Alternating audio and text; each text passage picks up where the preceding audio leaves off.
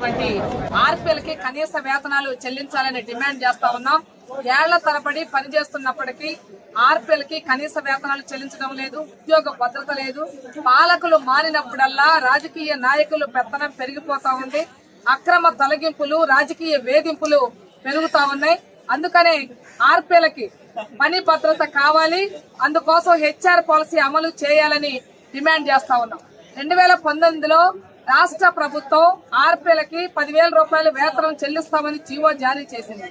8,000 రూపాయలు రాష్ట్ర ప్రభుత్వం నుండి 2,000 రూపాయలు SLF నుంచి చెల్లించాలని జీవో ఇచ్చినప్పటికీ అందులో ఆ జీవోలో పర్ఫార్మెన్స్ బేస్డ్ ఇన్సెంటివ్ అనే పదం ఉండటం వలన ఆర్పీఎల్కి ఎవరికి కూడా 8,000, 10,000 రూపాయలు రానటువంటి పరిస్థితి ఉన్నది.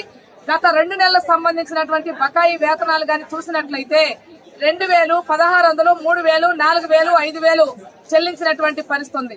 4 నెలలు 5 నెలలు బకాయి వేతనాలుంటే ఇచ్చేటటువంటి జీతాలు కూడా 1,600, 2,000 రూపాయలు ఇస్తే ఏ రకంగా బ్రతకాలని అడుగుతా ఉన్నాం.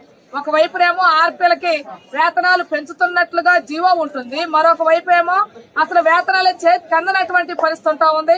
అందుకనే ఆ పర్ఫార్మెన్స్ బేస్డ్ గ్రేడింగ్ విధానం ఏదైతే ఉందో దాన్ని వెంటనే రద్దు చేయాలి.